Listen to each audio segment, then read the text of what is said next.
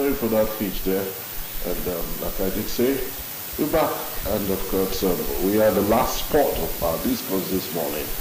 Joining us already in the studio, it's Ambassador Elvis Afobi, Senior Special Assistant to His Excellency on Youth Mobilization. Youth mentoring. Youth mentoring. And development. And development. Okay, yeah, there are two different portfolios actually. So far so good. I'd like to welcome you, Ambassador. It's been a while you were here, and I flipped through your boot camp coming up. I know that's really serious for you. But before we get to that conversation, we're looking at the topic youth in governance. Victor Igoyenga, who just left, spoke so well on youth in politics. And for me, I say here, these are the leaders of tomorrow.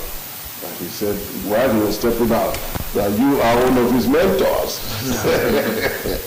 So I actually wanted to take you from this space now. Youth in governance, what are we looking at quickly? Okay, thanks for the privilege. For me, youth in governance has to do with capacity, competence, responsiveness, and to advocate for, they're not too young to run Bill K, they're not too young to lead as advocated for young people to be in governance. In your introduction, you talked about youth are the future of tomorrow. I beg to differ. The future is now. We've been hearing that it's becoming a cliche that is not realistic for us, and we need to change the dynamics. For me, I'm no longer I'm a young person. Yes, so and you see the generation behind me now pushing so hard. The older generation have encroached into my time. Yes, we should have conversations about leadership transition. It's not political recycling. I don't want to digress. Youth in governance. For me, youth in governance should be about young people that has capacity, competence, and are responsive. Let's not forget accountability. Because oftentimes we want to say we want young people. I had a conversation with a leader who I wouldn't want to mention his name on. He said, Elvis, you've advocated for young people. Those that have been given this privilege to lead by His Excellency, Right Honorable Sheriff Oborowori, our youth-centric governor. What would you say? How would you rate them?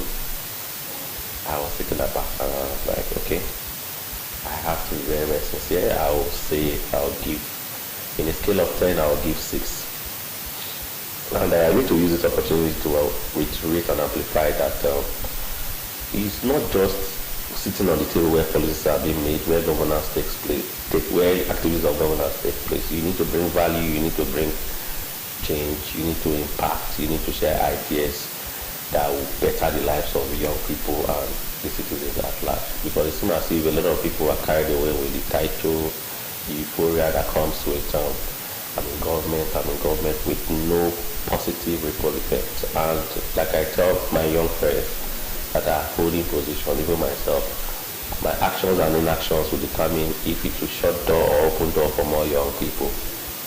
So as young persons, as young Deltans, we need to always know that when we are given that appointment, when we are elected, it's a contract we sign to be impactful, to be responsive, and to give the good governance we are looking for.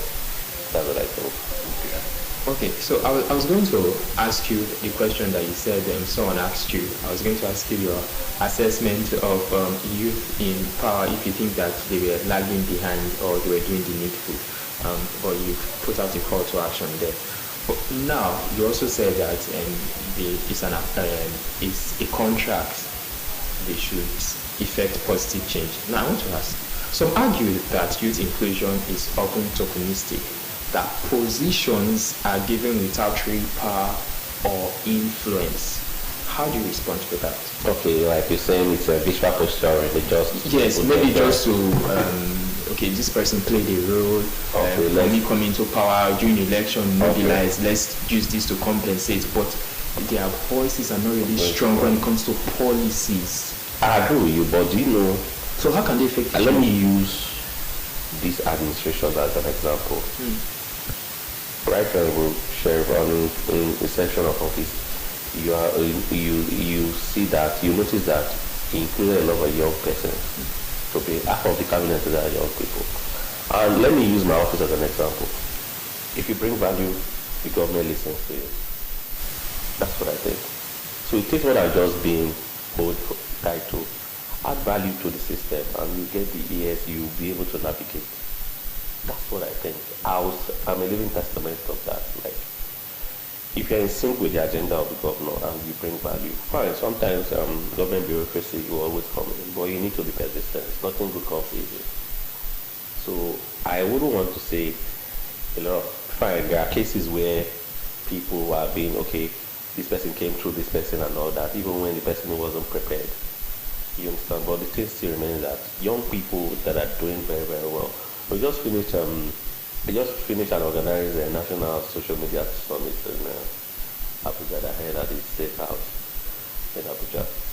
And as far as I'm concerned, that is not the only SSA to the president.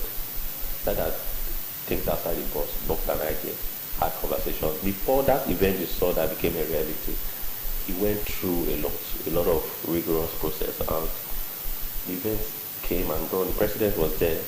So it goes to show that you need to keep knocking the door, because government, making impact is not easy. And there's always bureaucracy, there will be bottlenecks, but in the long run, you should have in mind that this is what I want to do. I've done some programs that I even went into depth, but in the long run, I succeeded, and my fulfillment is I was able to add value, because as far as I'm concerned, some of the leaders we admire today, they tell you their stories, how they got to where they are, their achievements, you'll be so shocked. So I want to urge young people that are in government. I find it's not always easy, demand from the streets and all that, but just keep pushing. Above all, make impact. Okay. Above all, making impact. Your office now has to do with mentorship and development. And I know that is a part of His Excellency's more agenda. Youth in Ghana, so far so good. How have you felt? What has been your SWOT analysis moving forward? Okay. For my strength, I'll talk about aside God, every steps. Yeah. And then I'll have a governor that listens. You share ideas to listen. And sometimes we young people too must watch the body language of our leaders. There are times you see the mood, this mood will not, I won't have a fruitful conversation in this mood. You pull back. When you see the mood, it's same as if it's time to strike. Because and sometimes once you hit it, you didn't get results, you pull back and you come back again. For weakness has to do with bureaucracy in getting some things done. Our Nigerian government, there's always bureaucracy. But in the long run, no one promised me ease. I think I'm the only person holding that position as of now. Youth mentoring and youth development is two offices, but it's a call to service for me. If we keep saying we want a better Delta, we need to start changing the mindset of the people that will take over from this generation, these present leaders. Because as far as I'm concerned, we'll start discussing transition very, very soon. It's not about elections period, like my brother said. You say youth, oh yeah, and all that. No, we've left that distance. Let's negotiate. We have the numbers. And if we are bringing this, what are you giving us? Because oftentimes you see cases where during electioneering everybody wants to rally with young people, but after elections the case becomes different. I'm not sure when we are take towards 2027. I'm not sure that will be the business. It will be business as usual. But the only I'm glad we have a governor that is in sync with young people. But still, like Oliver Twins will keep asking for more. Okay. Yeah. So youth empowerment goes beyond appointments. I know you agree with me. So Very what well. steps are being taken by your office, youth mentoring and youth development, to build capacity of young people to lead effectively when given the opportunity? Okay, I think Mr. Tano knows that every year we train at least 100 young people on a leadership bootcamp, Okay. where we prepare them for leadership. We teach them one of the vital tools of leadership, emotional intelligence. And we have series of facilitators that come from different countries for this section. We are preparing for this Is the year. training free? Or do you Yes. register? If you register online, it's free. Okay. Yes. We are preparing for this year's edition in November 24th to 28th. At the moment, we already have about 54 applicants, and about 24 of them are international delegates from African countries. So this we're able to do because we have a governor that listens, we have a governor that feels that it should prepare the next set of leaders, to prepare their mindset for leadership, and we're getting it right. Then our going now is a training in celebration of the World Youth Skill Day. We're training 10 deltas for cinematography, videography, graphic design. And I don't believe, because of the exposure I think I'm privileged to have, I don't believe in training people and leaving them. So we're writing to parastatals. These persons, when they're done with the training, they'll do internship with those parastatals. And whoever brings value, in course of the training, we're amplifying value. Once you bring value in that parastatal, you'll be engaged. One we want to ask that why 10? As an SSA to the governor, there's little I can do, but the fact is make impact no matter how. So how publicized is this Yes. training links and Yes, it's well publicized. Another thing that is key again, I want to really say is a lot of our young people don't take advantage of opportunities of government. We spend more time on social media looking at skits. but All social over media is what- one of the places that we Yeah, can get it's the same information. thing I'm to. telling you. Let me give you an example. If you post this section now, we might not get up to, let's say, 2,000 views in the next between now and the 6 o'clock. But if you post a section that talks about nudity, what's it called, skits and all that, some irrelevant things, you see a lot of views coming in. So it seems as if a particular amount of our young people are gravitating towards what we should be ashamed of, seem to be always gravitate towards that, and it gives me worry. But for whatever my office is doing, we always put it out there, on social media. There's a page called SILB Africa for the bootcamp. The registration link is there, and it's even promoted. So that's where we are at the moment. But we'll do more in October. We'll be taking about 10 young deltas for this year's UN Action Award holding in Rome. Already working on that already. There's a program holding in National Institute of Policy and Strategic Studies in Jos. Young deltas will be there. The aim is not just go to training and staff, but the aim is to build a critical mass of young deltas who will make better choices and who will put Delta on the world map positively. You are really doing a great job. Thank you. Kudos to our governor, because he is the tool for which I'm using to navigate at the moment. Okay, so just before we let you go now, because our time is almost up for this program. The 2027 general election is just around the corner. I would always posit these questions across to you. Now your party, the APC, or rather your former party PDP, now APC, how do you tend to contend with other parties who are already having what we quote the coalition? Yeah. Opposition, at the moment, coalition is an opposition. Yeah. And for me, opposition is the ingredients of democracy. It makes democracy very, very, very, very interesting. So for me, I don't even frown at any opposition. The thing is, if my party promised during the electioneering that they're going to do this and they do it, let the scorecard of my party speak for them and let the Nigerian people decide whoever leads them. Okay. That's what I think. So finally, and even as we begin to wrap up, with upcoming elections, what message do you have for youths who feel disengaged or believe that their participation will make no difference due to past experiences? Yes, we can't bend Nigeria into the shape of what immediately. We have issues with the mistrust for our electoral umpire, because to make progress we have to build trust. A lot of young people seem to have given up on our electoral process. But the thing is, where we get elections are being rigged where there is voter apathy. So for me, let young people get involved. The last election we spoke, even the world knew that Nigeria youth spoke. This election, I think we should come together.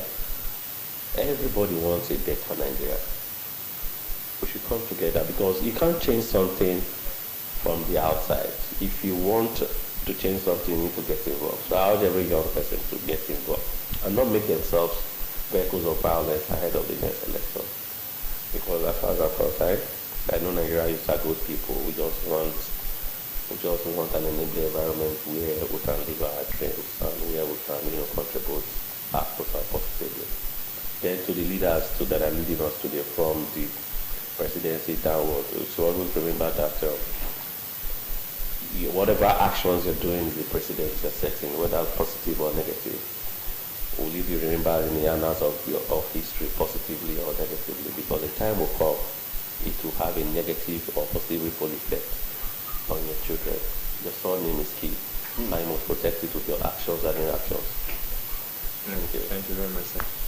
Yes, I'd like to thank you so much, Ambassador Elvis Akwobi, Senior Special Assistant to His Excellency on Youth Development and Mentoring.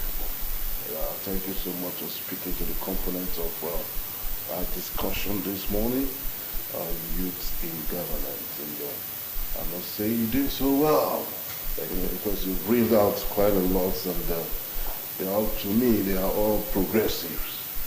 I just hope that there's a young man there who can also key into I'll be glad.